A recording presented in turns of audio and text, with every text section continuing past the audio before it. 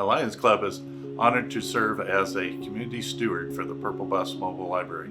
This initiative is one of the cherished endeavors of the Sanger ISD and remains deeply fulfilling project for our club.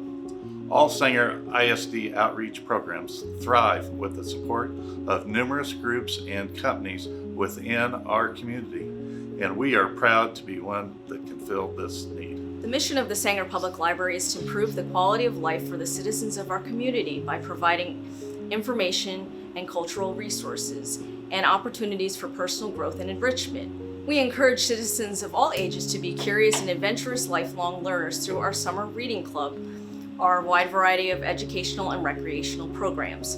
We invite you to stop by and sign up for a library card. Some of the programs that are offered in Sanger ISD and in the libraries include STEM and STEAM activities, especially for our young students at Chisholm Trail. We also have programs such as Beanstack and Accelerated Reader, which encourage our students to look at new genres and explore different areas of our libraries. How and when did the Purple Bus get started? The Purple Bus got started in 1999 through a federal grant through Chisholm Trail Elementary to increase community and parent engagement throughout the entire district. In the past, when it first started, it did start as a tutoring. We'd go to different sites and were able to help mostly with homework for the kids. But with pandemic and everything that has transpired, the bus kind of got put away, and now that we're back in action and Friday's off, that might be something we start looking at. The pride within the Sanger community is very strong. We are very lucky that in the spring of 2024, two former Sanger High School students, Billy Bounds and Jim Last of Bounds Painting Company, took the task of painting the bus and donated the supplies and their services. I had been telling everyone that the bus had become the Periwinkle bus as it had been so faded. I see there are some cartoon figures of kids reading books. What is the story behind that? It is a great story. The principal at Chisholm Trail Elementary in 1999 was Pam Petty. Her husband is a renowned artist that does bronze work that was actually said he would create the children's cartoon characters on the side of the bus. So he created those characters, and they've been on the bus ever since then, through 1999 to the debut in 2000 and through our 10-year anniversary. And they're still on the bus today.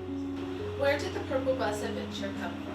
That actually came from an idea of having a sticker to give every child that came on board the bus. And the adventure part is just because books take you to many different places and adventures. Sometimes the best ideas come from an impromptu cup of coffee. I had a phone conversation with Jeannie Flaw, Sanger ISD Assistant Superintendent, and Marta Chavez, Sanger ISD Community Outreach Liaison. These two are the backbone of the Purple Bus program for Sanger ISD. On the call, we discussed the next steps about painting now that the bus was painted and getting the graphics and lettering on the bus. We decided to work with local artist Tex McDoran and his wife Melissa from McDoran Sign and Advertising. They had done the previous lettering on the buses and also painted the flames on the old bus. The next morning I woke up and I had some ideas of my own. I found an email from Marta had sent early that morning to Jenny Flaw and myself. She had put together a 3 to 4 page presentation of the newly painted bus with all the logos, letterings, and it was clear that she had spent a lot of time on this. I rushed over to her office in excitement, and shortly thereafter, Jenny Flaw showed up, thinking about the same thing in the project all night long. Together, we started laughing and brainstorming. Soon, Jenny Flaw called Kelly Bounds, ISD Director of Communications, and within an hour, we had our plans for the Purple Bus. What programs are available for kids in the SISD who may suffer from dyslexia or other challenges? Our students in our district that do suffer from dyslexia or other challenges or needs are actually serviced by our Denton County Co-op and our special education staff. Sometimes we do offer resources for them in our libraries, such as books in Braille or books that are touch and feel for our blind students. So most of that servicing actually comes from our co-op. How did the Lions Club get involved with the Purple Bus? The Lions Club stepped in to fill a gap when the Rotary Club here in Sanger dissolved. Since then, the Lions Club has embraced this program and taken it to an entirely different level. How do you get books for the bus? That's an excellent question. Books are all donated, they go on the bus. And this community is exceptional. They have taken this program and with open arms and open hearts have embraced it. Recently, the Lions Club decided, let's have a book drive and see what we get.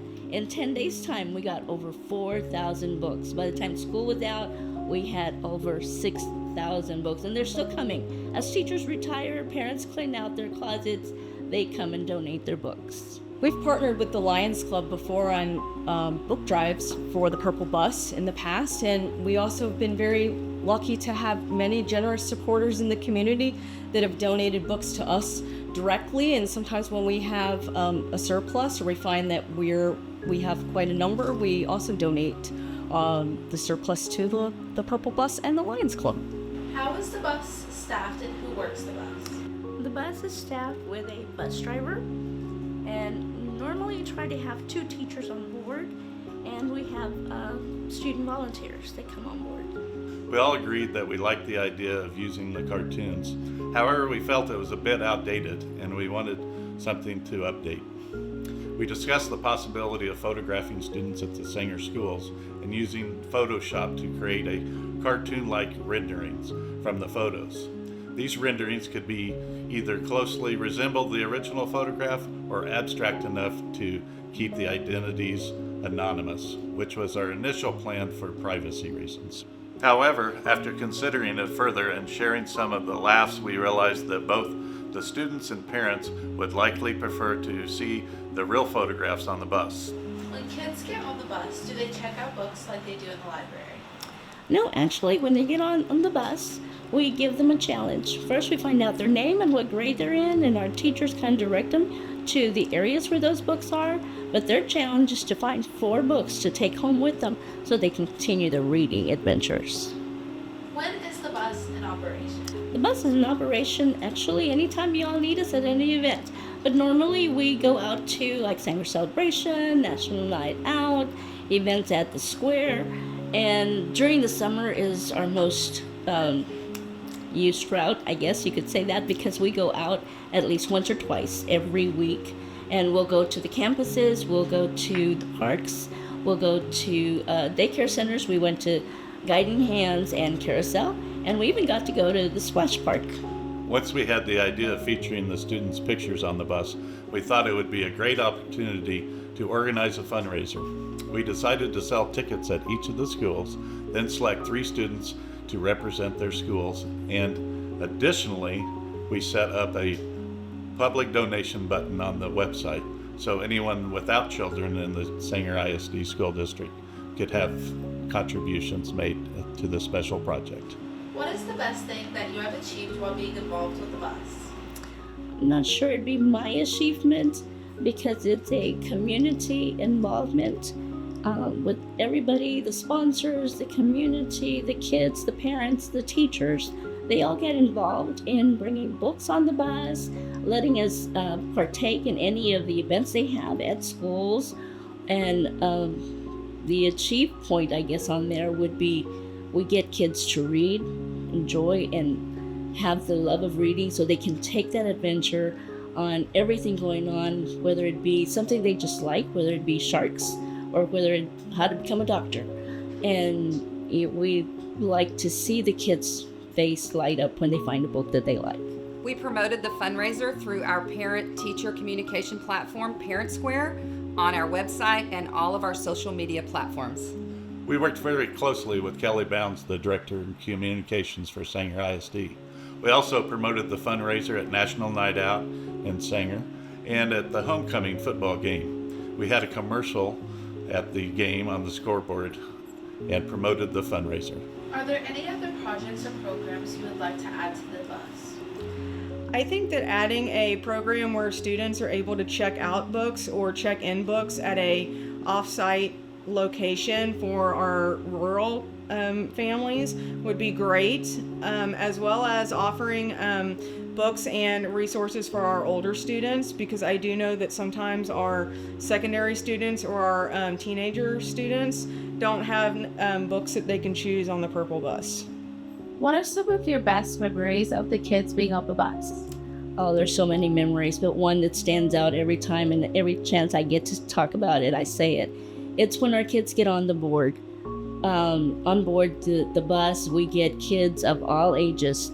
But when the grown-up kids that are already in high school and they come aboard and they find a book that they read when they were younger or when they were in elementary or that a parent read, when they stand there and they share that memory of how fun it was to have that book read, and just watch the other kids light up to hear their story and the projects that they did with it, that kind of, makes your heart feel happy.